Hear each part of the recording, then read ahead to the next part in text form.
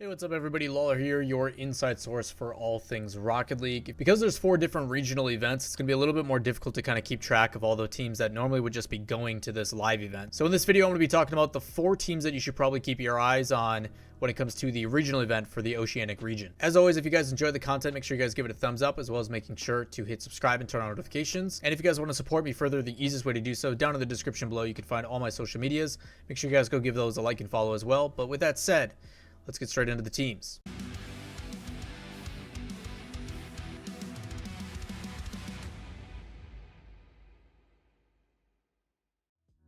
Hey everyone, so I know not too many of you watch the OCE region. I know time zone wise, it's not something that happens as much, but it is still super important. If you guys don't know, there will be a $25,000 tournament on the 9th and the 10th. So literally today, for OCE, and it's kind of a big deal because the OCE region does not have a grid where they play weekly, unfortunately. So they do have the 3 regional events, and then based upon those results determine who end up going into their live event or their major event. But because there's no major, it's a regional situation. So it's a little bit weird, but these things basically determine who is going to make the World Championship sometime next year. So these events do have a really big importance. Normally, we would be seeing all these teams in a live event with all the other regions combined, but because of COVID and the pandemic, that is not necessarily the case. So this video is going to help kind of steer you guys in the direction. If you do decide to sit and watch and try to enjoy these teams, these are the 5 teams you need to pay attention to. I'm going to make it easy and start off with the one you guys probably know the best, which is going to be the Renegades. If you guys don't know Renegades, it is CJ, Kami, and Siki. This is a team that's probably the most popular and has the biggest spread into the other regions, primarily because of CJ. But this is a team that has become essentially the fan favorite on a more global scale as compared to regional.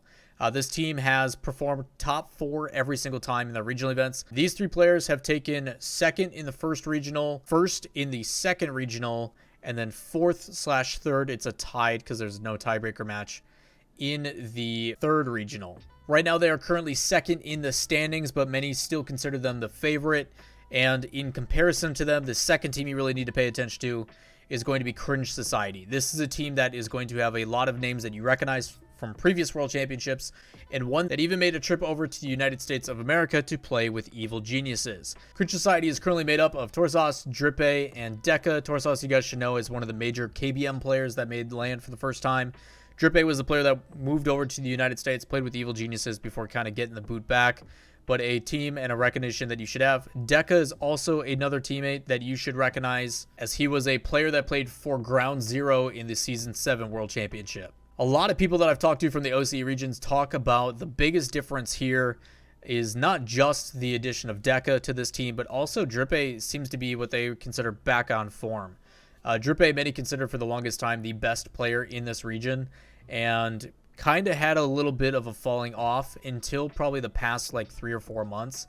This team has been the only team that really can stay competitive other than Ground Zero at the top. OCE has always had, I guess, 2 teams at the very top that have like, we dominate everybody and we don't have really any issues for it.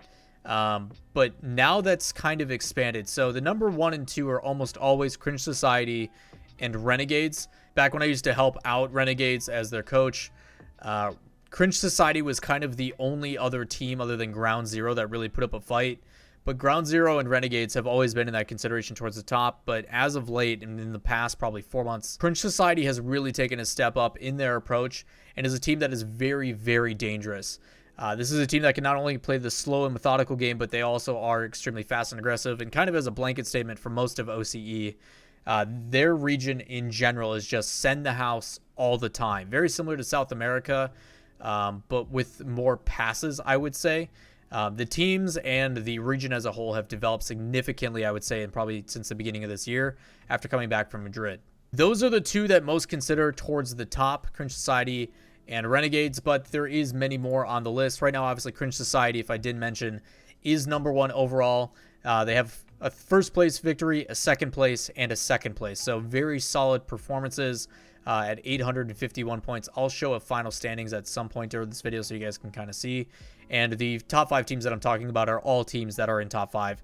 No other teams have really come close. Team that I just got done mentioning and up next at number 3 is going to be Ground Zero. This is a team that has been around for quite a while as kind of that team that is either going to make you fight for it or has the ability to actually upset, which they actually just did recently to Renegades in one of the regional events. This team consists of Jules, Express, and Amphis. Amphis was a player in previous season that just kind of came into the scene and just surprised everybody, putting up shots.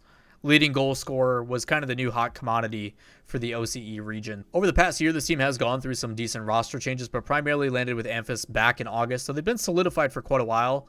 The difficulty is they are very inconsistent. Sometimes they look like the absolute most dominant team and have a really frustrating playstyle, but then other times they look like just a walk in the park. Ground Zero is kind of this wild card upset pick, a really convincing one too that I think a lot of people should consider. And they just showed that, I think, in the most recent regional, I think it was Regional 3. Yeah, in Regional 3, they ended up making it all the way to the grand finals and winning the entire thing with wins over Renegades and Cringe Society. So again, Ground Zero, a team that can be hit and miss. It depends on how they're feeling of the day, but one you should definitely consider. The last two teams are kind of a toss-up, and I said that I want to do like top 4, top 5, but these can kind of be in the same consideration. I think both these teams equally fight and are tied actually for 4th place in the standings. It is going to be Mindfreak and Gaming Gamers. Most people got a wind of Mindfreak last season in the RLCS, where they had a big upset over the Renegades, who were the team that just dominated absolutely everybody. This was a roster that came in with a very Veloce-esque type playstyle, where it was super counterattack heavy, super defensive. They basically forced you to make mistakes and didn't really do anything. They weren't going to challenge you to the ball. They weren't going to make you fight in the air for an aerial. They were just going to let you do what you wanted, and it was up to you to try to break through their defense, which for a lot of teams was really frustrating for the first time that they got to experience it. And Mindfreak has kind of solidified themselves as kind of that 4th place spot. Mindfreak is made up of the roster of Requiem, Fever, and Caveman Ben. Now, at the same time during all of this, there was another team by the name of Gaming Gamers that has kind of had a resurgence as of late. This is with Zen, Realize, and Fiber. This roster is a little bit interesting because of the way that they approach. Zen, if you guys don't know, is kind of the KBM player that came in and played in WSOE back in February of 2019. And had one season with the roster, and it just did not go well with Renegades, so they ended up dropping him. Realize is a Japanese player and one that has hit crazy freestyles. If you guys don't know the name Realize, he is like the Japanese player. Played at DreamHack Montreal, very talented player. Have gotten the chance to get to know him a little bit and play with him in the past. But because of the situation with Realize and his ping, even though he's signed to the roster, it's actually not the team that plays. Most recently, it was kind of weird because their coach was playing in Vive. Primarily, the roster is normally Zen and Fiber and Leviathan.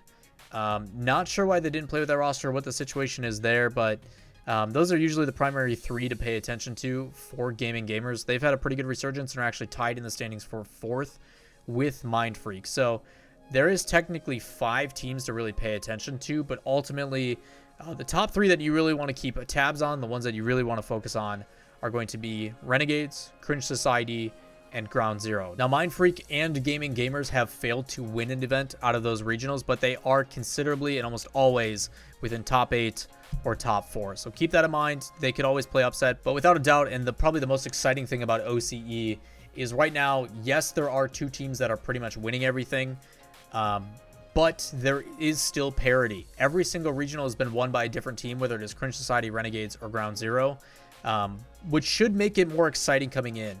I think a lot of people obviously don't give this region credit and think they are a lesser region, and it is understandable because of the smaller player base. It's not taken as seriously. There's lesser prize pools, but that's not necessarily their fault. But I will say that the gameplay has jumped up quite a bit, and I do recommend, if you have time, whether it be today or tomorrow, tune into matches. They should be pretty good. That is going to wrap it up for this video. We're going to be doing these for every single region, including South America, Europe, and North America, leading into their regional events to give you guys kind of a heads up about what's about to go down for the major or the regional event.